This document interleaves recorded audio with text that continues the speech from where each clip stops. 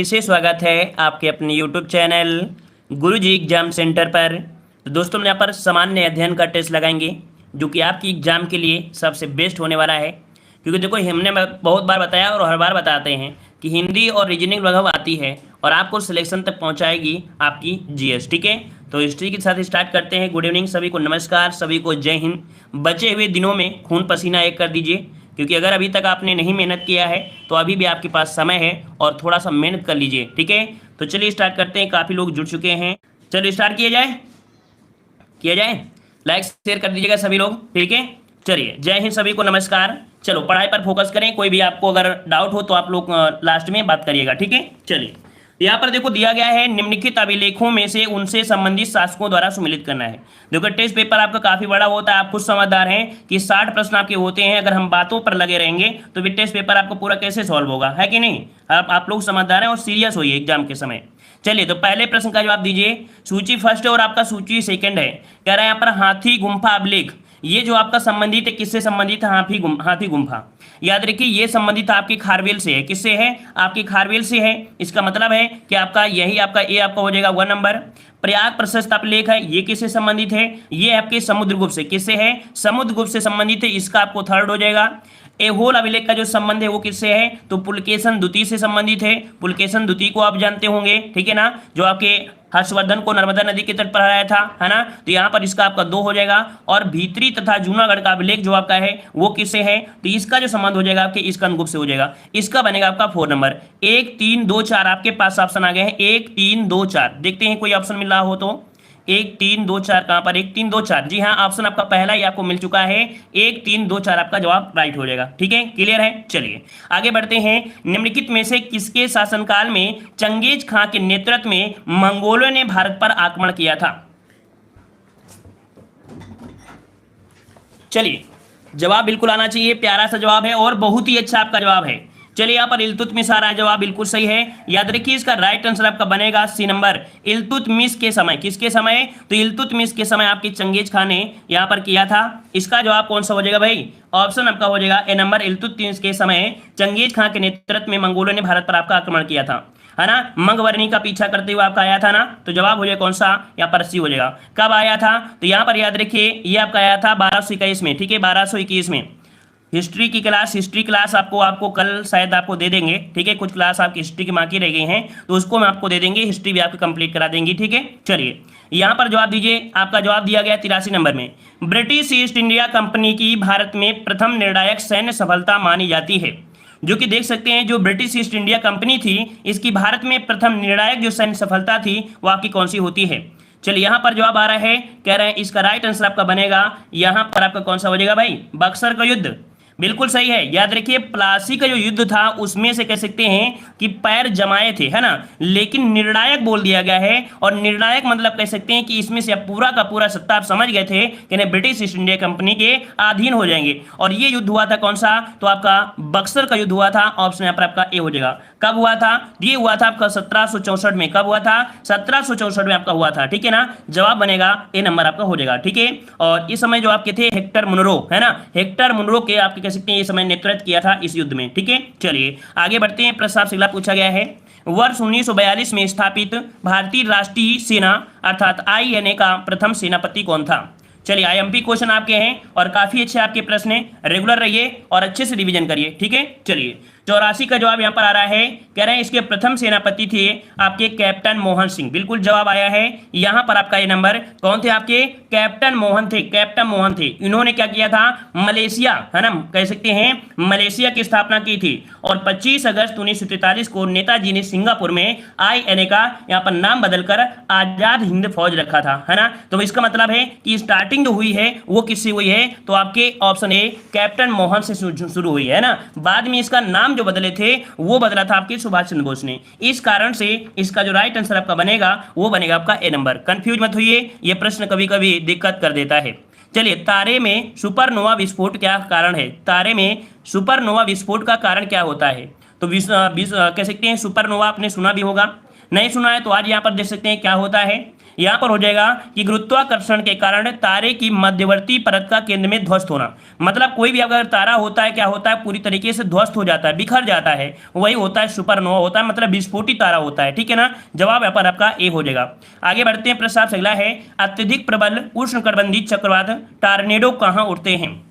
देखिए टार्नेडो आपने सुना होगा, टार्नेडो जो आपके चक्रवात हैं ये जो आपके होते हैं उष्णकटिबंधीय क्षेत्र में बहुत ही ज्यादा प्रबल होते हैं। और उष्णकटिबंधीय की बात करें तो आपको यहाँ पर देखना है कि कौन सा ऑप्शन यहाँ पर पड़ता है जो उष्णकटिबंधीय आपके चक्रवात के पास पड़ जाएगा।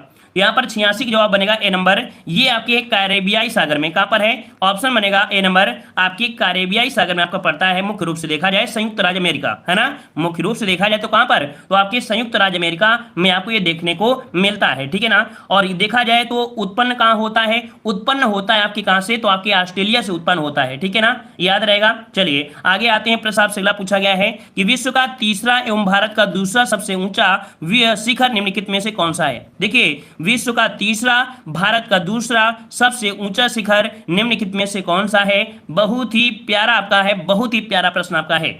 और हमने पढ़ाया इस प्रश्न को हमने पढ़ाया भी है कि विश्व की तीसरी सबसे ऊंची चोटी आपकी कौन सी है, तो आपकी कंचनजंगा है ना, और भारत की ये दूसरी है। ठीक है ना, तो जवाब बनेगा ए नंबर आपका हो जाएगा कंचनजंगा, जो कि आपकी सिक्किम में है। आपका जवाब हो जाएगा ए नंबर आपका हो जाएगा। क्लियर हो गया, आगे बढ़े। चलिए आगे बढ़ते हैं, प्रश्न आपसे अगला पूछा गया है, यहाँ पर आपसे कह रहा है वर्ष 1953 में भाषाई आधार पर सर्वप्रथम किस राज्य का गठन किया गया था? देखो यहाँ पर आपसे बोला गया है, गठन के बारे में बोला गया है ना, गठन के बारे में बोला गया है। तो कुल मिला के यहाँ पर जवाब भी बिल्कुल सही होना चाहिए, कभी गलती मत करिएगा। यहाँ पर आंध्र प्रदेश जो आपका जवाब है वही आपका होगा, है ना, जवाब बनेगा यहाँ पर आपका सी नंबर। देखा जाए तो यहाँ पर कह सकते हैं अलग राज्य की मांग रखने के लिए एक आंदोलन भी चलाया गया था, है ना, और इसमें से आंदोलनकारी एक थे आपके रमुल की मृत्यु भी हो गई थी, रमुल की मृत्यु भी हुई थी इस आंदोलन में। ठीक है ना, तो यहाँ पर जवाब आपका हो जाएगा। ठीक है, आगे बढ़ते हैं, प्रश्न आपसे अगला पूछा गया है जो कि काफी अच्छा प्रश्न आपका दिया गया है, संविधान के किस अनुच्छेद में यह व्यवस्था की गई है कि प्रत्येक राज्य शिक्षा के प्राथमिक स्तर पर मातृभाषा में शिक्षा की पर्याप्त सुविधाओं की व्यवस्था करने का प्रयास करेगा? मातृभाषा हमने आपको बताया था कि वो उसी देश की, मतलब उसी राज्य की लैंग्वेज हो। जैसे कोई कन्नड़ में है तो कन्नड़ के अनुसार होना चाहिए, है ना, वही चीज है प्राथमिक स्तर पर मातृभाषा में। और अभी आपने देखा है नई शिक्षा नीति जो आपकी है उसमें बोला भी गया है कि जो बच्चा अगर मातृभाषा में अगर सीखना चाहता है, पढ़ना चाहता है, तो अपने अनुसार वो सब्जेक्ट ले सकता है अपनी भाषा के अनुसार, है ना। जवाब यहाँ पर 89 का आया है, कह रहे हैं ऑप्शन सी होगा। चलिए भाई यहाँ पर ऑप्शन दे रहे हैं सी नंबर, क्या जवाब सही है? तो बिल्कुल जवाब सही है, क्या बात है। यहाँ पर अनुच्छेद 350 का आपका जवाब हो जाएगा। आगे बढ़ते हैं, प्रश्न आपसे अगला पूछा गया है, भारत में राष्ट्रीय आय का सर्वप्रथम मापन किसके द्वारा किया गया था? ये क्वेश्चन देखो हमेशा पूछा जाता है, और जो क्वेश्चन हमेशा पूछा जाता है वो आपके लिए सरल लगेगा, क्यों? क्योंकि आपने पढ़ लिया है, लेकिन वो मैंने रखेगा एक नंबर का, एक नंबर जरूर होगा, है ना। तो जवाब हो जाएगा यहाँ पर ऑप्शन दादा भाई नौरोजी, जवाब ए बनेगा। अच्छा कब किया था? क्वेश्चन ये भी तो घुमा सकता है ना, कभी कभी डेट आपको कंफ्यूज करेगा। ये किया था 1867 में, कब? तो आपके 1867 में किया था, और हमने आपको बताया था कि उस समय मात्र 20 रुपए, कितनी, 20 रुपए वार्षिक बताया था इन्होंने। ठीक है, चलिए आगे आते हैं। अच्छा एक पुस्तक इनकी होती है कौन सी? इनकी एक पुस्तक थी un British rule of India, है ना, in British rule in India, इनकी एक पुस्तक भी थी। चलिए आगे आते हैं, प्रश्न आपसे अगला पूछा गया है, ठोस अवस्था से सीधे गैसीय अवस्था में परिवर्तित करने की जो प्रक्रिया होती है उसे क्या कहते हैं? चलिए यहां पर जवाब देना है कि ठोस अवस्था से सीधे गैसीय अवस्था में, तो जैसे आपका होता है, कौन सा होता है, कपूर होता है, और कपूर को अगर आप छोड़ दे खुला तो वो उड़ जाता है, और यही प्रक्रिया होती है कौन सी? जवाब दे रहे हैं आपका यहाँ पर सी दे रहे हैं, करिए इसका ऑप्शन सी होगा भाई, सी होगा। क्लियर है? क्लियर है तो हम लॉक कर देते हैं, और क्लियर ना हो तो हम यहाँ पर लॉक नहीं करेंगे। चलिए सी नंबर है, बहुत अच्छे, याद रखिए इसका ऑप्शन बनेगा सी, उत्सादन। क्या होता है? उत्सादन होता है। अब काफी लोग कंफ्यूज हो गए कि सर जी हमने तो पढ़ा था ऊर्ध्वपातन, है ना, क्या पढ़ा था? ऊर्ध्वपातन पढ़ा था भैया, उसी का दूसरा नाम आपका उत्सादन भी होता है ना, यही आपका ऊर्ध्वपातन भी आपका है। ठीक है, और इसे हम लोग सम्मिशन भी कहते हैं। ठीक है, सब्लिमेशन भी इसे ही कहते हैं। ठीक है, जैसे आपका कपूर हो गया, बेंजोइक अम्ल हो गया, नौसादर हो गया, ये सभी ऐसे ही परिस्थिति में आपको मिलेंगे। ठीक है, आगे आते हैं, प्रश्न आपसे अगला पूछा गया है, कह रहा हरित ग्राह प्रभाव मुख्यतः किसके कारण होता है? ग्रीन हाउस जो आपकी इफेक्ट है वो किसके कारण होती है? नाइट्रोजन डाइऑक्साइड के कैसे होता है भाई? कार्बन मोनोऑक्साइड या कार्बन डाइऑक्साइड? मुख्य रूप से पूछा है, और मुख्य रूप से पूछा है तो जवाब क्या बनेगा? चलिए यहाँ पर जी कह रहे हैं, प्रताप जी कह रहे हैं बर्फ, बर्फ उन्हें कहेंगे क्योंकि बर्फ गैस में नहीं होती है, बर्फ पानी में कन्वर्ट होती है ना। चलिए तो यहाँ पर सी नंबर आपका आ रहा है आपका कार्बन डाइऑक्साइड, बिल्कुल सही है। देखो मुख्य रूप से जो आपकी है वो कार्बन डाइऑक्साइड होती है। अच्छा ये बताइए कि हरित गृह जो आपका प्रभाव है ये कौन सी परत में होता है, मतलब वायुमंडल में जो 5 परतें होती हैं उन 5 परतों में कौन सी परत में ग्रीन हाउस प्रभाव देखने को मिलता है, कौन सी में होता है? तो आपकी 5 परतों में जो सबसे नीचे होती है क्षोभ मंडल, तो क्षोभ मंडल में ही आपकी ग्रीन हाउस प्रभाव आपका मिलता है। यहीं पर आपको तूफान, आंधी, है ना, जुखाम, खसरा सब आपको यही मिलेगा, मतलब जितना भी आपको होगा सब आपको कहां मिलेगा? क्षोभ मंडल में आपको मिलता है, ठीक है ना। चलिए आगे बढ़ते हैं। प्रश्न आपसे अगला पूछा गया है, कह रहा आपसे यहाँ पर पूना पैक्ट निम्नलिखित में से किससे संबंधित है? चलिए जवाब देना है, सही जवाब क्या हो जाएगा? चलिए जवाब आ गया है, ईसाइयों से है, दलितों से है, सिखों से है या मुसलमानों से है। चलिए 93 का ऑप्शन लॉक कर देते हैं। आपका जवाब यहाँ पर आ चुका है, ऑप्शन बनेगा बी नंबर, यहाँ पर दलितों से हो जाएगा, है ना, बी नंबर आपका हो जाएगा। आप लोग ऐसे ऐसे क्वेश्चन पूछा करते हो ना कोई मरा मुर्दा भी हो ना वो भी हंसने लगेगा, है ना। चलिए बताइए यूनेस्को का मुख्यालय कहाँ पर स्थित है? चलिए जवाब दीजिए, यूनेस्को का मुख्यालय कहां पर है? 94 का जवाब आ चुका है, कह रहे हैं 94 का ऑप्शन बनेगा यहां पर आपका बी नंबर, पेरिस कह रहे हैं, पेरिस। चलिए हम आपके ऑप्शन को लॉक करते हैं, पेरिस आपका जो जवाब है बिल्कुल सही हो जाएगा, पेरिस आपका हो जाएगा, है ना। अच्छा स्थापना कब की गई थी? तो इसकी स्थापना हुई थी आपकी 1945 में, ठीक है, 1945 में इसकी स्थापना की गई थी, ठीक है। आगे बढ़ते हैं। द्वितीय पंचवर्षीय योजना आधारित थी, ये बताइए द्वितीय पंचवर्षीय योजना जो आपकी आधारित थी वो किस मॉडल पर आधारित थी? पंचवर्षीय योजना खत्म हो गई है लेकिन क्वेश्चन आना खत्म नहीं हुए हैं। तो सबसे पहली बात आती है पंचवर्षीय योजना जो आई थी, द्वितीय पंचवर्षीय योजना समय क्या था? तो आपके 56 से लेके आपके 61 तक, मतलब 1956 से 1961 इसका समय था। फोकस किया गया था किस पर? तो ये फोकस किया गया था आपके कह सकते हैं उद्योगों पर, है ना, उद्योग पर चर्चा किया गया था, उद्योग पर था, जिसमें से आपके पीसी महालनोबिस मॉडल पर आधारित था। किस पर? पीसी महालनोबिस पर आपका ये आधारित था। हमने आपको बताया था पीसी, पीसा मतलब जानते हो ना, मसाला भूनते हुए देखा, घर पे गांव में देखा होगा, सिलौटी होती है, उसमें से क्या होता है ऐसे सिलबट्टा को रख देते हैं और पीसते हैं। कैसे पीसते हैं? एक हाथ से पीसेगा नहीं, 2 हाथ से पीसेगा, है ना, 2 हाथ से पकड़ेंगे ना, पीसी कैसे? 2 हाथ से पीसी, 2 हाथों से। तो याद रखेगा ऑप्शन बनेगा यहाँ पर ए नंबर, ठीक है। अगला प्रश्न दिया गया है कि पानीपत के तृतीय युद्ध में मराठों की ओर से कौन मुस्लिम सेनापति मारा गया? चलिए बेहतरीन क्वेश्चन आपका आ गया है, पानीपत के तृतीय युद्ध में मराठों की ओर से कौन मुस्लिम सेनापति मारा गया? चलिए जवाब देना है और इसका राइट आंसर आपका बनेगा सही जवाब। यहां पर तोप खाने का जो नेतृत्व कर रहा था कौन सा भाई? आपके इब्राहिम खां गर्दी, इब्राहिम खां गर्दी था, ये क्या कर रहा था? तोप खाने का नेतृत्व कर रहा था, ठीक है। तो याद रखिए ऑप्शन बनेगा यहां पर आपका कौन सा हो जाएगा? इब्राहिम खां गर्दी, ऑप्शन ए राइट हो जाएगा, ठीक है। अच्छा प्रश्न आपके लिए है ना। और ये युद्ध कब हुआ था? युद्ध भी तो पता होना चाहिए, तृतीय युद्ध कब हुआ था पानीपत का? किसी का आ रहा हो तो जवाब दे दिया करिए तुरंत पहले से, है ना। तो ये हुआ था आपके 1761 में, 1761 में आपका हुआ था, जो कि 14 जनवरी 1761 आपका हुआ था, याद रहेगा। तो बस आगे आते हैं, प्रश्न आपसे पूछा गया है, कह रहा है कमजोर वर्गों के लिए भारतीय संविधान में आरक्षण का प्रावधान किस अनुच्छेद के तहत किया गया है? चलिए बताइए कि आपकी जो कमजोर वर्ग हैं उनके लिए जो आरक्षण का प्रावधान है वो किस पर किया गया है? चलिए तो भाई जवाब आ चुका है, कह रहे 97 का ऑप्शन बनेगा, ये है आपका आर्टिकल कौन सा है? 16, बिल्कुल सही जवाब है। आर्टिकल 16 में ही सब कुछ देखने को मिलेगा। आर्टिकल 16 में कई पार्ट आपके हैं, ठीक है, आर्टिकल 16 में कई पार्ट हैं, उनमें से आपके यहाँ पर जो पिछड़ा वर्ग है सबके बारे में आपको मिला है, कहाँ पर? वो आरक्षण इसी में मिलेगा, आर्टिकल 16 में होगा, ठीक है ना। आर्टिकल 17 के बारे में तो जानते होंगे, स्पष्टता आपका है ना। 18 जो आपका है वो आपका उपाधियों वाला है ना। और 19 क्या है? तो 19 में आपका स्वतंत्रता संबंधी आपके प्रावधान लिखे गए हैं, ठीक है। आगे बढ़ते हैं, प्रश्न आपसे पूछा गया है, पृथ्वी अपने अक्ष पर कितनी झुकी हुई है? ये बताइए पृथ्वी जो आपकी है अपने अक्ष पर कितनी झुकी हुई है? 98 का जवाब दीजिए। तो जवाब क्या बनेगा? आप हमेशा जानते हैं कि आपकी जो पृथ्वी है वो 23.5 अंश, मतलब आपका जवाब हो जाएगा सी, 23.5 अंश पर आपका झुकी हुई है ना। अगर हम आपसे ये बोलें कि आपका ये तो अक्ष दिया है, इसका अगर कोण हो जाएगा, अक्ष का उल्टा जब आपका आएगा तो कच्छी हो जाएगा, क्या हो जाएगा? कच्छी कोण। तो यहाँ पर क्या होगा? ये जब 23.5 है तो बगल वाला कितना होगा? 66.5 होगा। तो कभी अगर कच्छी कोण बोल दे तो इसका उल्टा होगा, क्या बन जाएगा? 66.5 हो जाएगा, क्योंकि सबको जोड़ोगे तो 90 हो जाएगा। क्लियर हो गया ना। तो जवाब यहाँ पर आपका सी राइट हो जाएगा। जो आपकी पृथ्वी है वो कहां से कहां? तो पश्चिम से पूर्व की ओर घूमती है, ठीक है। और यही कारण है कि जो अच्छी झुकाव है यही कारण आपके दिन रात होते हैं, ठीक है, दिन रात इसी कारण होते हैं। अगला है वुड का डिस्पैच निम्नलिखित में से किससे संबंधित था? वुड का डिस्पैच हिस्ट्री क्वेश्चन आपका दिया गया है।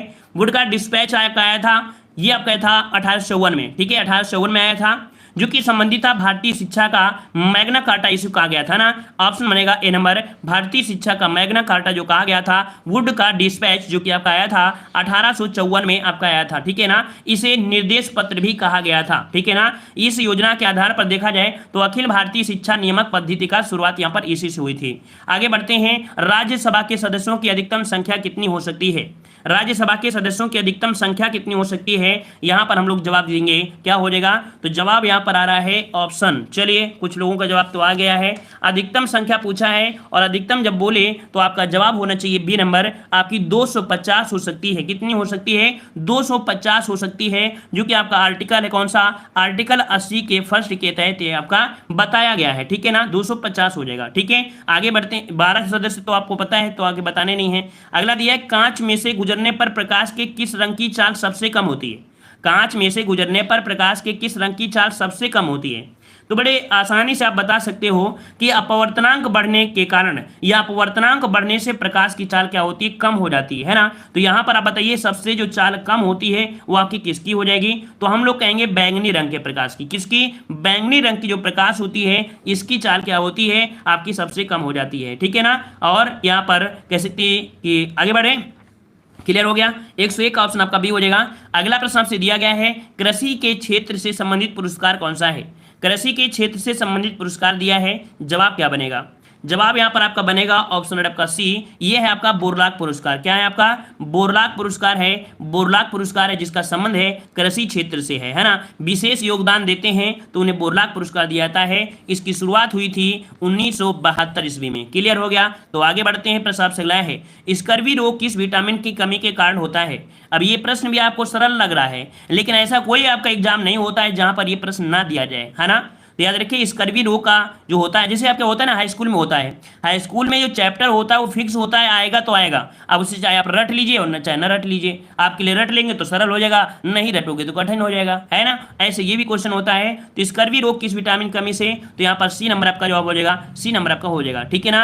अब इसका अगर रासायनिक नाम पूछे तो आप बोल सकते हैं स्कर्वी अम्लीय होता है ना। मसूड़ों से क्या होना, कह सकते हैं कि खून वगैरह निकलना आपका आ जाता है। अब रोकथाम करना है तो आप यहाँ पर कह सकते हैं खट्टी चीजों का सेवन करने लगिए, कोई दिक्कत ही नहीं होगा, दांत सुंदर हो जाएंगे, कोलगेट जैसे दिखने लगेंगे। चलिए अगला प्रश्न आपका दिया है, क्षेत्रफल की दृष्टि से भारत का सबसे बड़ा राज्य कौन सा है? अब ये भी प्रश्न आपका इजी है और ये भी पूछा जाता है ना। तो जवाब बनेगा कौन सा? यहाँ पर बी हो जाएगा, राजस्थान है। सबसे छोटा कौन सा है? तो सबसे छोटा कौन सा है? सबसे छोटा गोवा है। क्या है आपका? सबसे छोटा गोवा है ना। अगर हम आपसे बोले भैया कि मध्य प्रदेश का कौन सा स्थान पड़ता है, तो आप क्या बोलोगे? तो ये क्रम आपको याद रखना है ना। जैसे आपका हो गया कौन सा? आपका राजस्थान, मध्य प्रदेश, महाराष्ट्र, ठीक है, उत्तर प्रदेश, इनको क्रम भी याद रखिएगा। आगे बढ़ते हैं, निम्न में से कौन सा धातु नहीं है? निम्नलिखित में से कौन सा धातु नहीं है?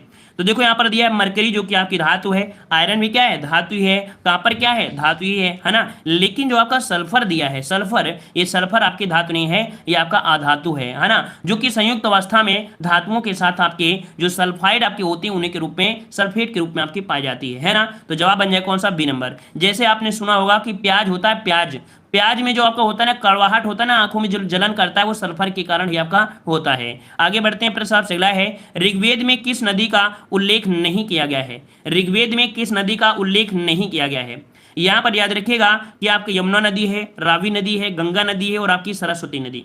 चलिए जवाब दीजिए, अगर किसी को जवाब आ रहा है तो जल्दी से जवाब दीजिए कि क्या इसका जवाब हो जाएगा। 106 नंबर में 106 नंबर का जो जवाब बनेगा वो बनेगा आपका रावी नदी, जिसे हम लोग पारुष्णी नदी के नाम से जानते हैं, है ना। यहाँ पर याद रखिए रावी नदी का उल्लेख इनमें से आपका नहीं है, ठीक है, इसका उल्लेख आपके ऋग्वेद में नहीं मिलता है, ठीक है ना। मतलब रावी को पारुष्णी की नदी नाम से उल्लेखित किया गया था। मतलब समझिए, रावी नदी जो वर्तमान में इसका नाम नहीं है, लेकिन पारुष्णी नदी है, ये आपका नाम जरूर किया गया था, ठीक है ना। तो यहाँ पर याद रखिए ऑप्शन आपका बी हो जाएगा, ठीक है। उस समय जो रावी के नाम थे किस नाम से? तो आपके पारुष्णी नदी के नाम से जानते थे, उसका उल्लेख हुआ है। बात वही है लेकिन नाम को घुमाया गया है, ठीक है। आगे बढ़ते हैं, निम्न में से कौन सा एक सही खाद्य श्रृंखला है? हमने आपको बताया था पर्यावरण में, है ना, पर्यावरण में हमने आपको बताया था कि इस टॉपिक में आपके यूपी टेट है वहां पर क्वेश्चन 100% पक्का ही पक्का होता है ना। तो सबसे पहले क्या होता है, घास, है ना, घास होती है, ये आपका प्राथमिक हो जाएगा। इसमें कह सकते हैं घास जो कि उत्पादक होता है ना, घास क्या होता है, उत्पादक होता है। और इसके बाद घास को कौन खाते हैं, कीट खाते हैं, घास को खाते हैं कीट खाते हैं, और कीट को खाते हैं मेढक खाते हैं, मेढक को सर्प खा जाते हैं, और सर्प खा जाते हैं गरुड़ खा जाते हैं, है ना। और आदमी ऐसा मतलब चीज है कि वो सबको खा लेता है, वो किसी को नहीं छोड़ता है, वो चाहे जिंदा मिले चाहे मुर्दा मिले, मतलब आदमी खा ही जाता है ना, इसलिए उसे सर्वाहारी में रख देते हैं, है ना। चलिए 108 नंबर का जवाब दीजिए। 108 नंबर आपसे दिया गया है, कह रहा आपसे यहाँ पर मौसमी घटनाएं वायुमंडल की किस परत में घटित होती हैं। देखो अभी हमने बताया था मौसमी घटनाएं जो भी होती हैं, है ना, बताया था ना, जुकाम खसरा जाखी ये सब कहाँ मिलेंगे, ये आपके नीचे वाले वायुमंडल में, आपके क्षोभ मंडल में। मौसमी घटनाएं मतलब हो गया क्या, बिजली गरजना, ठीक है ना, और बारिश होना, ठीक है, ग्लोबल वार्मिंग, ये सब आपको मिले कहाँ पर, क्षोभ मंडल में मिलेगा। ठीक है, आगे बढ़ते हैं। प्रश्न आपसे अगला पूछा गया है, कह रहा विश्व बैंक जिसे अंतर्राष्ट्रीय पुनर्निर्माण तथा विकास बैंक भी कहते हैं, इसका मुख्यालय कहाँ पर है। तो देखो सबसे बेहतरीन क्वेश्चन ये बन जाता है इस वाले से कि आप लोग जानते हो, लेकिन कभी कभी क्वेश्चन होता है कि विश्व बैंक का दूसरा नाम क्या है, विश्व बैंक का दूसरा नाम क्या है, ये पूछा जाता है। तो याद रखिए उसी का दूसरा नाम क्या है, अंतर्राष्ट्रीय पुनर्निर्माण तथा विकास बैंक आपका है, ठीक है ना। जो कि जवाब यहाँ पर आ चुका है, 1945 में इसकी स्थापना हुई थी। और कहां पर की गई थी, तो आपकी वाशिंगटन, जो कि आपके अमेरिका में है। जवाब बनेगा B number, Washington DC America में है, 1945 में इसकी स्थापना की गई थी। ठीक है, आगे बढ़ते हैं। प्रश्न आपसे अगला पूछा गया है, कह रहा आपसे यहाँ पर रथ यात्रा महोत्सव का आयोजन कहाँ होता है। रथ यात्रा महोत्सव का जो आयोजन होता है कहाँ पर होता है, चलिए बताइए कहां पर होता है, आपके पुरी में, बिल्कुल सही है, पुरी। पुरी की बात करते हैं तो कहां पर होगा, आपके उड़ीसा में होगा ना, कहां पर होगा, उड़ीसा में आपको किया जाता है। और ये प्रतिवर्ष होता है भगवान जगन्नाथ, ठीक है, रथ यात्रा निकाली जाती है जो कि भगवान कृष्ण को समर्पित है। अगला प्रश्न आपका दिया है, डायनामाइट का आविष्कार करने वाले स्वीडन वैज्ञानिक नाम क्या है। डायनामाइट का जो आविष्कार किया था किसने किया था, चलिए किसने किया था, तो आपके किया था आपके अल्फ्रेड नोबेल ने, है ना, अल्फ्रेड नोबेल ने किया था। इसका राइट आंसर आपका बनेगा ए नंबर। अच्छा ये जब किया था, है ना, तो कह सकते हैं कि ये कब किया था, इसका आविष्कार हुआ था 1867 में, ठीक है, 1867 में। और 1901 से आपके नोबेल पुरस्कार आपके दिए जा रहे हैं। इसकी भी कह सकते हैं जो आपके थे स्थापना अल्फ्रेड नोबेल की स्मृति में किया जाता है। ठीक है, चलिए आगे बढ़ते हैं। निम्न में से किस गुप्त शासक को मुद्राओं पर वीणा बजाते हुए दिखाया गया है। चलिए ये प्रश्न आपका दिया गया है, कह रहा आपसे कि कौन आपसे गुप्त शासक थे जिनको मुद्राओं पर वीणा बजाते हुए दिखाया गया है। 112 का ऑप्शन बनेगा यहाँ पर, ऑप्शन आपका हो जाएगा समुद्रगुप्त, मतलब ऑप्शन आपका बनेगा यहाँ पर आपका बी हो जाएगा। ये शब्द कहा किसने है कि ये वीणा बजाते हुए हैं, ये कहा था आपके वीएस स्मिथ ने। ठीक है, वीएस स्मिथ ने कहा था कि समुद्रगुप्त भारत के नेपोलियन है, ठीक है ना, याद रहेगा, सबसे शक्तिशाली मतलब जो शासक थे वो उस समय यही आपके थे। ठीक है, आगे बढ़ते हैं। प्रश्न आपसे अगला पूछा गया है कि अंतर्राष्ट्रीय न्यायालय में न्यायाधीश बनने वाला प्रथम भारतीय कौन था। अंतर्राष्ट्रीय न्यायालय में न्यायाधीश बनने वाले जो आपकी थी वो आपकी कौन थी। चलिए यहाँ पर जवाब देना है, यहाँ पर आपका जवाब हो जाएगा ए नंबर, ये नगेंद्र सिंह थे। कौन थे, तो आपके नगेंद्र सिंह थे। ठीक है, एजे का नियम मत लगा देना क्योंकि यहाँ पर अंतर्राष्ट्रीय न्यायालय दिया है। ठीक है, अंतर्राष्ट्रीय न्यायालय। ठीक है, तो जवाब कौन सा बनेगा, यहाँ पर आपका ए राइट हो जाएगा। ठीक है, चलिए अच्छा बाद में और भी बने थे, बी.एन. राव भी बने थे, है ना, आर.एस. पाठक भी बने थे, ठीक है ना, लेकिन बी.एन. राव जो आपके थे वो द्वितीय स्थान थे, मतलब दूसरे नंबर था, और जो आर.एस. पाठक थे वो तीसरे नंबर के थे। ठीक है, चलिए आगे आते हैं। प्रश्न आपसे अगला है, मृग मरीचिका का कारण क्या है। मृग मरीचिका का कारण क्या है। मृग मरीचिका आप जानते हैं कि नहीं जानते हैं, याद रखिएगा। मृग मरीचिका जैसे क्या होता है कि जैसे आप रास्ते में जा रहे हैं, गर्मियों का समय है, आप गाड़ी से जा रहे हैं और रास्ते में कभी कभी आप देखते हैं कि सड़क में बहुत दूर दिखा करता है पानी भरा है।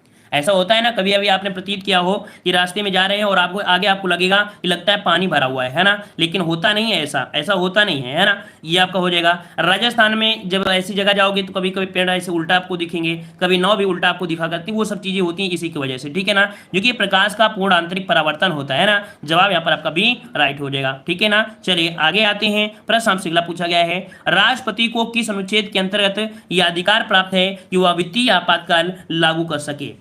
तो ये वित्तीय आपातकाल जो कि अभी तक आपका लागू नहीं किया गया है, और ये यहाँ पर किस में है, तो आपके आर्टिकल आपके 360 में है ना, 360 में आपका प्रावधान किया गया है। ठीक है ना, याद रहेगा, कोई दिक्कत नहीं। मतलब अगर क्वेश्चन पूछे कि अभी तक कौन सा आपातकाल नहीं लागू किया गया है, तो आपका वित्तीय आपातकाल अभी तक लागू नहीं किया गया है ना। 352 के बारे में तो जानते हो, राष्ट्रीय आपातकाल होता है। और 356 के बारे में होता है जो आपका राष्ट्रपति शासन होता है, जो राज्यों से संबंधित होता है। ठीक है, और आगे बढ़ते हैं। क्या रेगिस्तान क्षेत्र में मशरूम चट्टान का निर्माण किसका उदाहरण है? रेगिस्तान में मशरूम चट्टान का जो उदाहरण है, किसका निर्माण है, किसके कारण हो जाते हैं, क्या कारण होता है? चलिए, काफी अच्छा क्वेश्चन आपका है। तो इसका जो होता है किसके कारण होता है, यहां पर बताइए, आप घर्षण के कारण, या अपर्दन के कारण, या अपवाहन के कारण, या आपके सन्निक घर्षण के कारण। काफी अच्छा क्वेश्चन है। यहां पर जवाब क्या बनेगा? अपर्दन जवाब हो जाएगा। क्या हो जाएगा? अपर्दन होगा। अब ये सोचिए अपर्दन कैसे होगा, ये सोचिए कि अपर्दन कैसे हो सकता है। तो ऐसे हो सकता है क्योंकि रेगिस्तान में होती है, बारू होती है, और बारू क्या होती है? उड़ जाती है। जब उड़ती है तो क्या होगी? एक चट्टान का बन जाएगा, कहीं गड्ढा होगा तो कहीं ऊंचा होगा। जवाब हो जाएगा बी नंबर। अगला दिया है, वह मिट्टी जो वर्षा के कारण गहन निच्छालन की ओर प्रवृत्त होती है, क्या कहलाती है? चलिए, यहां पर देख सकते हैं, वह मिट्टी जो वर्षा के कारण गहन निच्छालन होती है, प्रवृत्त होती है, वो क्या कहलाती है? यहां पर जवाब सही कौन सा हो जाएगा? कुल मिलाकर देखा जाए कि अत्यधिक वर्षा के कारण आपका निच्छालन होगा, है ना। तो ये जो आपकी मिट्टी है वो आपकी कौन सी हो जाएगी? चलिए, यहां पर जवाब देना है, सही कौन सा बनेगा? तो यहां पर देखो, वो अत्यधिक वर्षा बोला है, ये नहीं बोला है कि बाढ़ के कारण। ठीक है, ऑप्शन इसका बनेगा, वो बनेगा आपका यहाँ पर बी नंबर, लाल होती है। कौन होती है? लाल मिट्टी होगा, इसका ऑप्शन बनेगा यहाँ पर बी, लाल मिट्टी होती है। कौन सी होती है? लाल मिट्टी होती है। जो लैटेराइट मिट्टी होती है, ये तो जो मिट्टी होती है ना, इसका ऊपरी परत उड़ जाता है, मतलब उपजाऊ जो मिट्टी होती है वो तो खत्म होती है, लेकिन मजबूत मिट्टी तो आपकी बची ही रहती है। ठीक है ना, लेकिन जो सबसे ज्यादा निच्छादित होती है वो आपकी लाल मिट्टी इसमें निच्छादित हो जाती है। ठीक है, ऑप्शन बनेगा आपका यहाँ पर बी नंबर, जो कि देखा जाए तो आपके देश में काफी अत्यधिक आपका इसका विस्तार भी है। ठीक है, आगे बढ़ते हैं। प्रश्न आपसे अगला पूछा गया है कि निम्न में से किस संगठन का मुख्यालय जिनेवा में नहीं है? देखो, जिनेवा में बहुत ऐसे मुख्यालय हैं, लेकिन यहाँ पर देख सकते हैं एक मुख्यालय जो आपका नहीं है। कौन? तो कृषि, खाद्य एवं कृषि संगठन। तो खाद्य और कृषि आपका जो है वो आपका बिल्कुल सही है। क्यों? यहाँ पर ये पड़ता है कहाँ पर? इटली में। और इटली में कहाँ पर? तो रोम में, है ना। रोम आपने सुना है, रोम नाम सुना है ना। तो रोम में आपका पड़ता है खाद्य एवं कृषि संगठन, अर्थात FAO। ठीक है, और इसकी भी स्थापना कब हुई थी? तो आपकी 1945 में इसकी भी स्थापना आपकी की गई थी, 1945 में। ठीक है, आगे बढ़ते हैं। प्रश्न आपसे अगला है, भोपाल गैस त्रासदी, जो कि हमेशा से पूछा जाता है कि भोपाल गैस त्रासदी के लिए उत्तरदायी जो प्रदूषक है वो आपका कौन सी है? कौन सी गैस थी? ये गैस थी कौन सी? तो आपके इतिहास में देखा जाए तो सबसे भयंकर त्रासदी इसी को कहा भी गया है ना। और ये है कि मिथाइल आइसोसाइनाइड। कौन सी है? Methyl isocyanide. ऑप्शन बनेगा यहाँ पर आपका ए नंबर आपका हो जाएगा, है ना। क्लियर हो गया? जो कि आपके देखा जाए तो यहाँ पर बहुत लोग मरे थे इसमें, अभी भी लोग अपंग होते हैं इसके कारण से। अगला क्वेश्चन दिया है, निम्न में से कौन सा जोड़ा गलत है? कौन सा जोड़ा गलत है? चलिए बताइए, 120 नंबर में कौन सा जोड़ा आपका गलत दिया गया है? तो यहाँ पर देख सकते हैं कि आपका दिया गया है कौन सा, यहाँ पर दिया व्यायाम कह रहा है ट्रैक पे करते हैं, बेसबॉल कहते हैं कोर्ट में खेला जाता है, गोल्फ कह रहे हैं कोर्स में खेला जाता है, कुश्ती कह रहे हैं अखाड़ा में होता है। अब ये बताइए कि यहाँ पर जो गलती है वो किस में है? देखो, बेसबॉल है ना, कौन सा है आपका? बेसबॉल दिया है आपके कोर्ट में। इसमें दिया है यार बेसबॉल किया है आपके कोर्ट में, बल्कि बेसबॉल कहाँ होता है? आपके फील्ड में होता है, अर्थात मैदान में होता है ना। बेसबॉल जो आपका होता है उसका आकार कैसा होता है? आपने देखा होगा कि डायमंड के आकार के होता है ना। बोला भी गया है कि डायमंड के आकार, इसे बोला जाता है डायमंड आकार में, है ना। जिस प्रकार से डायमंड में आपके नॉक होने होते हैं ना, उसी प्रकार इसका मैदान बना होता है। एक मूवी है जो भालू खेला करता है, इसमें से एक मूवी थी, बहुत पहले हमने देखा था। अगला दिया है, धान की खेती के लिए सर्वाधिक आदर्श मृदा कौन सी है? धान की खेती के लिए सर्वाधिक आदर्श मृदा इनमें से कौन हो जाएगी? चलिए, जवाब क्या बनेगी? तो याद रखिए, जलोढ़ मिट्टी। जो जलोढ़ मिट्टी होती है वो आपकी हो जाएगी, तो ऑप्शन बनेगा सी, जलोढ़ मिट्टी हो जाएगा। और देखा जाए तो जो चावल की खेती, वो कैसी खेती होती है? आपकी खरीफ की फसल होती है ना। चलिए आगे बढ़ते हैं। 1857 के विद्रोह के प्रसिद्ध नेताओं में से एक तात्या टोपे, अर्थात जिन्हें तांत्या टोपे को अंग्रेजों ने 1859 में फांसी दी थी। ये बताइए कहाँ पर फांसी दिया था? 1859 में अंग्रेजों ने जो तात्या टोपे को फांसी दिया था वो कहां पर दिया था? ये क्वेश्चन आपके लोअर पीसीएस में पूछा गया था, है ना। लोअर पीसीएस में क्वेश्चन आपका आया भी था। तो यहां पर जवाब जो बनेगा वो कौन सा हो जाएगा? ये है ऑप्शन राइट आपका शिवपुरी। कहां पर है आपके? ऑप्शन बनेगा बी, आपके शिवपुरी में। शिवपुरी में आपका किया गया था। ठीक है ना। इनका असली नाम क्या था? तो तात्या टोपे का असली नाम था रामचंद्र पांडुरंग। क्या था? रामचंद्र पांडुरंग था। ठीक है, याद रहेगा। अच्छा, फांसी आपकी कहां दी गई थी? तो आपकी शिवपुरी में। आगे बढ़ते हैं। नासा के अनुसार सूर्य के बाद पृथ्वी के निकटतम तारा कौन से है? चलिए, पृथ्वी के निकटतम जो दूसरा तारा है वो आपको कौन सा है? सूर्य के बाद पूछा गया है। ये हो जाएगा प्रॉक्सिमा सेंचुरी। कौन सी आपकी है? प्रॉक्सिमा सेंचुरी है, जो कि जवाब कौन सा हो जाएगा? यहाँ पर बनेगा, यहाँ पर प्रॉक्सिमा सेंचुरी हो जाएगा सी नंबर, प्रॉक्सिमा सेंचुरी आपका जवाब यहाँ पर सही हो जाएगा, है ना। जो देखा जाए कि पृथ्वी से लगभग 4.22 प्रकाश वर्ष दूर है ना। चलिए आगे बढ़ते हैं। रोहतांग दर्रा भारत के किस राज्य में अवस्थित है? रोहतांग दर्रा भारत के किस राज्य में है?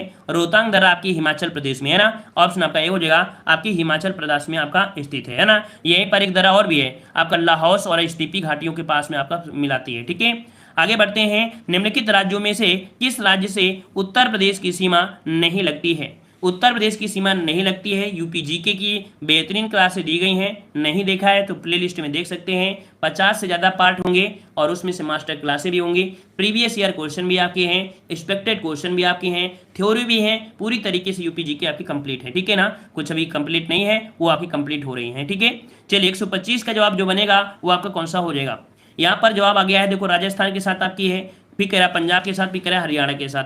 मतलब ये तो जवाब आपका फिक्स हो गया कि आपका जो जवाब बनेगा बी हो जाएगा, पंजाब के साथ आपकी सीमा नहीं लगती है। अगला दिया है नीलम संजू रेड्डी भारत की जो आपके राष्ट्रपति थे वो आपके कौन से नंबर के थे? जो कि निर्विरोध आपके यहाँ पर थे नीलम संजू रेड्डी। जवाब बनेगा बी, ये 6वें नंबर के थे। ठीक है, 6वें नंबर के थे। अगला दिया है भारत के राष्ट्रपति द्वारा चरित्र को बदले बिना सजा की मात्रा को कम करना अनुच्छेद 72 को कहा जाता है।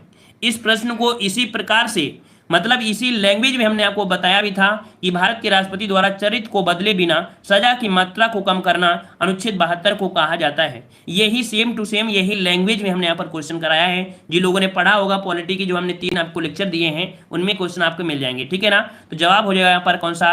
127 का ऑप्शन सी आपका क्षमादान का परिहार है ना, क्षमादान का परिहार। अगला प्रश्न आपका दिया है भारतीय संविधान के किस अनुच्छेद के तहत उपराष्ट्रपति का चुनाव होता है? उपराष्ट्रपति का जो चुनाव होता है वो किसके तहत होता है? तो आर्टिकल होता है किसमें? तो आपकी 66 में। इसका जवाब बनेगा सी, आर्टिकल 66 बन जाएगा आपका राइट। ठीक है, ये भी क्लियर हो गया होगा। चलिए आगे बढ़ते हैं कि भारतीय संविधान का भाग 2 किससे संबंधित है? भारतीय संविधान का भाग 2 ये संबंधित है किससे? तो पहला तो आपका संबंधित है राज्यों वाला सा है, दूसरा संबंधित है किससे भाई? तो आपकी नागरिकता से। किससे है? नागरिकता से संबंधित है कि नागरिकता किस प्रकार से अर्जित की जा सकती है, किस प्रकार से त्याग किया जा सकता है, और पाकिस्तानियों को किस प्रकार से, ये सभी आपको इसी में आपका अंतर दिया गया है। ठीक है ना, जवाब बनेगा ए नंबर।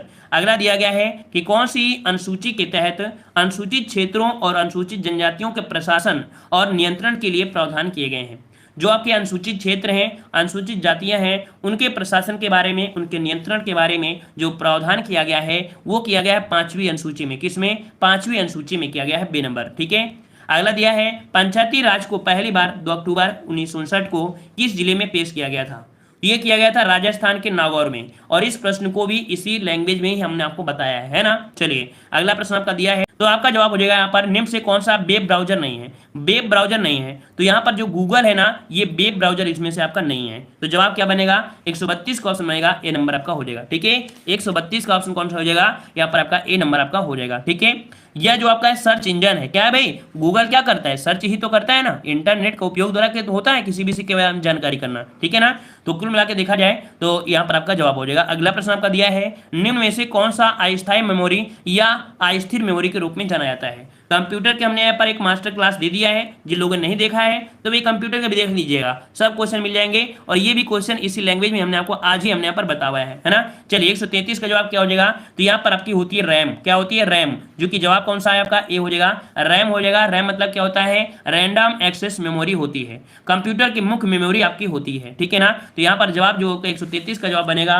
वो आपको कौन सा हो जाएगा? यहाँ पर ए नंबर आपका हो जाएगा। कोई दिक्कत, कोई क्लियर, सब कुछ है ना क्लियर? चलिए अच्छा, अगला प्रश्न आपका दिया। अच्छा, कभी कभी क्वेश्चन ये पूछ ले जाता है कि अगर आपको लाइट चली जाए, है ना, या जो डाटा है अगर हम लोग कंप्यूटर को ऑफ करते हैं तो उस समय जो डाटा समाप्त हो जाता है ना, तो वो सब चीजें इसी के अंतर्गत आएंगी। ठीक है, आगे आते हैं। प्रश्न आपसे पूछा गया है माइक्रोसॉफ्ट वर्ड में चलिए ये भी क्वेश्चन आपका आ गया है, कह रहा है आपसे माइक्रोसॉफ्ट वर्ड में टैब में सबसे अधिक उपयोग की जाने वाली जैसे कि फॉन्ट और फॉन्ट विशेषताओं को बदलने, अनुच्छेदों को अनुकूलित करने, शैलियों का उपयोग करने और पाठ को ढूंढने बदलने के लिए उपकरण की विशेषताएं होती हैं, वो आपकी कौन सी होती हैं? यहाँ पर बताइए 134 में जो ऑप्शन भरा जाएगा वो आपका कौन सा भर दिया जाए जो आपका जवाब बन जाए। तो ये प्रश्न भी इसी लैंग्वेज हमने आपको बताया है, वो आपका होता है होम। क्या होता है? होम होता है। यहाँ पर जवाब बनेगा ए नंबर। ठीक है, अगला दिया है दीपावली के दौरान बुंदेलखंड के अहिर समुदाय द्वारा कौन सा नृत्य किया जाता है? देखो अभी भी बता रहे हैं, जितने भी मास्टर क्लासें आपको दे दें वो आप कवर कर लीजिएगा, वहां से काफी क्वेश्चन आपका कवर हो जाएगा। हाँ, मास्टर क्लासों से आप सिलेक्शन जरूर नहीं ले पाएंगे, लेकिन इतना भी है कि अगर बिल्कुल आप जीरो हैं तो कहीं ना कहीं कुछ तो कर ही जाएंगे, है कि नहीं है। अगर पहले से रिवीजन किए हैं तो सिलेक्शन तो पक्का ही पक्का होगा, है ना। लेकिन आप सोचो कि एग्जाम के दिन हम केवल उतना पढ़ लें, तो उतना पढ़ने से भाई एक दिन में सब कुछ रट नहीं सकता है ना। चलिए बताइए, दीपावली के दौरान बुंदेलखंड के अहिर समुदाय द्वारा कौन सा नृत्य किया जाता है। चलिए 135 का जवाब आ चुका है, कह रहे हैं ये किया जाता है आपका ऑप्शन राइट, बुंदेलखंड अहिर। कौन सा होता है, पाई डंडा। चलिए भाई पाई डंडा कर देते हैं, 135 का ऑप्शन जो बनेगा ये आपका बनेगा बी नंबर, पाई डंडा होता है। कौन सा होता है, पाई डंडा लोक नृत्य होता है, और यह नृत्य गुजरात के डांडिया नृत्य के समान ही आपका है, ठीक है। और देखा जाए तो बुंदेली इस क्षेत्र की प्रमुख बोली भी आपकी है, इस आपके बुंदेल में, ठीक है। अगला दिया है, दिए गए विकल्पों में से गलत जिला मुख्यालय वाली जोड़ी का आपको चयन करना है। कह रहा है आपसे अमेठी का कह रहा है गौरीगंज, ठीक है। अमेठी कह रहा है जिला कहां पर है आपका, तो कह रहा है गौरीगंज, जो कि सही है। फिर सोनभद्र का दिया रॉबर्टगंज दिया है, ये भी सही है। कुशीनगर का दिया पड़रौना, ये भी आपका सही है। कौसानी का दिया वैशाली। अभी बताइए जो आपका दिया है कौसाम्बी का वैशाली दिया है, क्या सही है, तो भाई कौसाम्बी का है मंझनपुर, कहां पर है, मंझनपुर है। और इस प्रश्न को ऐसे ही हमने लैंग्वेज में बताया है, और यही क्वेश्चन इसी प्रकार से, ठीक है। तो आपका जवाब हो जाएगा डी नंबर। अगला दिया है, भारत में सिक्कों की ढलाई का एकमात्र अधिकार जो आपका है वो किसके पास है। आप देखते हैं सिक्कों की जो ढलाई होती है वो जो अधिकार है किसके पास दिया गया है। यहाँ पर 137 का ऑप्शन जो बनेगा वो आपका कौन सा हो जाएगा, 137 का ऑप्शन सी हो जाएगा। ये है भारत सरकार के पास, किसके पास है, भारत सरकार लगाइएगा, रिजर्व बैंक मत लगाइएगा, है ना। भारत सरकार के पास आपकी है, क्योंकि सिक्के जो आपके हैं, ठीक है ना। और यहाँ पर कह सकते हैं कि आपके भारत में मुंबई में, कोलकाता में, हैदराबाद में और नोएडा में टकसालें आपकी हैं ढलाई की, ठीक है। चलिए आगे बढ़ते हैं। कह रहा है यहाँ पर जनगणना 2011 के अनुसार भारत का तीसरा सबसे अधिक आबादी वाला जो राज्य है वो आपका कौन सा है, कौन सा बनेगा 138 में जवाब, 138 का जवाब कौन सा हो जाएगा। तो सबसे अधिक जनगणना मतलब जनसंख्या जो आपकी है तीसरे नंबर की आपकी कौन सी है, तो यहाँ पर जवाब बनेगा आपका बिहार, ठीक है, डी नंबर। यहाँ पर आपका बिहार आपका हो जाएगा, ठीक है ना। देखो सबसे ज्यादा आप उत्तर प्रदेश में, महाराष्ट्र में, फिर आपके बिहार में, ठीक है। फिर जाओगे तो पश्चिम बंगाल मिल जाएगा, ठीक है। आगे बढ़ते हैं। कह रहा why I am a Hindu पुस्तक के लेखक कौन है, why I am a Hindu, और इस पुस्तक के जो लेखक हैं वो आपके कौन से हो जाएंगे, तो ये आपके हैं शशि थरूर। क्या है आपके, शशि थरूर हैं, शशि थरूर हैं, ठीक है। ऑप्शन बनेगा ए नंबर। और अगला प्रश्न आपका दिया है कि APIDA, APEDA है ना, क्या दिया है, APEDA का विस्तृत रूप क्या होता है, इसका फुल फॉर्म में क्या बनेगा, इसका फुल फॉर्म क्या होता है, तो इसका फुल फॉर्म होता है कृषि और संसाधित खाद्य उत्पाद निर्यातक विकास प्राधिकरण, ये इसका फुल फॉर्म होता है, ठीक है। जवाब बनेगा कौन सा, यहाँ पर आपका डी राइट हो जाएगा, ठीक है ना, याद रहेगा। तो इस प्रकार से ये क्वेश्चन आपके कंप्लीट होते हैं। आपने 100 क्वेश्चन आपने किए हैं और यहाँ पर मेहनत के साथ किए हैं। अब ये बताइए कि जो आपका स्कोर रहा है वो कितना रहा है। लेवल बहुत ही अच्छा है और ऐसा ही लेवल आपको मिलेगा, घबराइएगा मत, ऐसा ही लेवल आपको देखने को मिलेगा, ठीक है।